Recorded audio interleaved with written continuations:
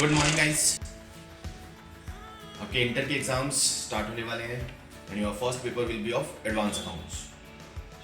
Last day revision is the very complicated part कि क्या पढ़ें क्या ना पढ़ें।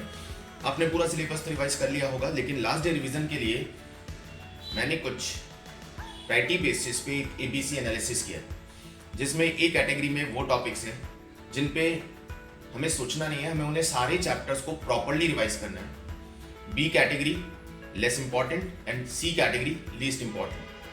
तो यदि आपको टाइम मैनेज करना है तो पहले ए कैटेगरी के टॉपिक्स को आपको 100% रिवाइज करना है, क्योंकि ए कैटेगरी में वो टॉपिक्स हैं जिनका वेटेज हम 60 to 70 मार्क्स का लेके चल रहे हैं। बी कैटेगरी में वो टॉपिक्स हैं जिनका वेटेज हम 20 से 30 मार्क्स का लेके चल रहे हैं।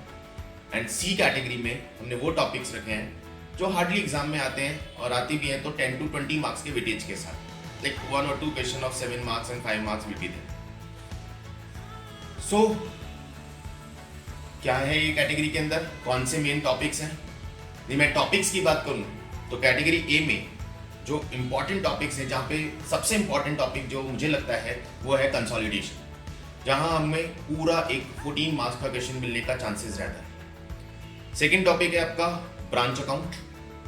थर्ड टॉपिक है internal reconstruction, again very important, बहुत बार देखा गया 14 मार्क्स का एक पूरा क्वेश्चन हमें यहां से मिलता है। फोर्थ टॉपिक हमारे पास आता है इन्वेस्टमेंट अकाउंट। ये तो मेजर टॉपिक्स हो गए जो कैटेगरी ए में कवर हैं।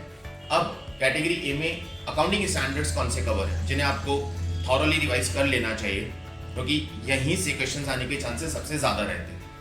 वो accounting standards AS 10, AS 25, AS 18। It is not in order मैंने यहाँ डिसाइड किया है प्रायोरिटी बेसिस पे, तो ऑर्डर को कंसीडर मत कीजिएगा। AS 20, AS 16, then AS 12, AS 28, AS 13, AS 7, AS 5, 11, AS 1 and AS 17। तो ये आपके पास टोटल 17 टॉपिक्स हो गए जो कैटेगरी ए में हमने कंसीडर किया है, जिसका वेटेज 60 to 70 मार्क्स के बीच का लेके चलते हैं। कैटेगरी बी, इसमें जहां टॉपिक की बात है तो कैटेगरी बी में जो टॉपिक कवर हो रहे हैं, जो टॉपिक कैटेगरी बी में कवर किए गए हैं, जिनका वेटेज 20 से 30 मार्क्स का मैंने रखा है, वो है अमलगमेशन। अब अगेन ये टॉपिक सबसे इंपॉर्टेंट टॉपिक माना जा सकता है, क्योंकि यहां से भी यदि हमें क्वेश्चन मिलता है तो पूरे 14 मार्क्स का क्वेश्चन मिलता है। अमलगमेशन के बाद आपके पास कैश फ्लो स्टेटमेंट और framework for preparation and presentation of financial statement. Then आपके AS में आते हैं introduction of AS and applicability of AS, जहां से थ्योरी क्वेश्चन हमें मिल सकता है। Then AS 4, AS 2, AS 23, AS 19, AS 24 and AS 27। ये टोटल 11 टॉपिक्स कैटेगरी बी में हमने कंसीडर किया है, वेटेज 20 से 30 marks.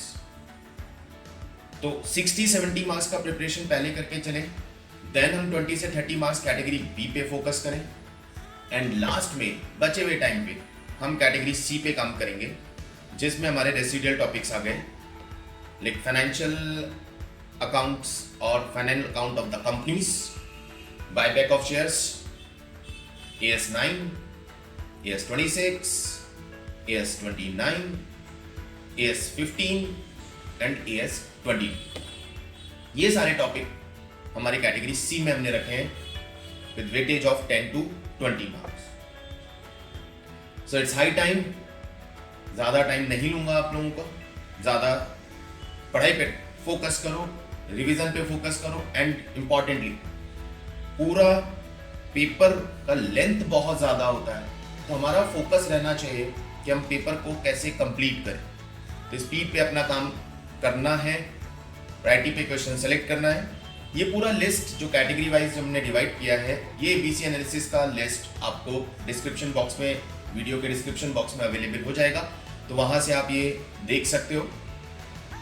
So all the best for exams, see you, thank you.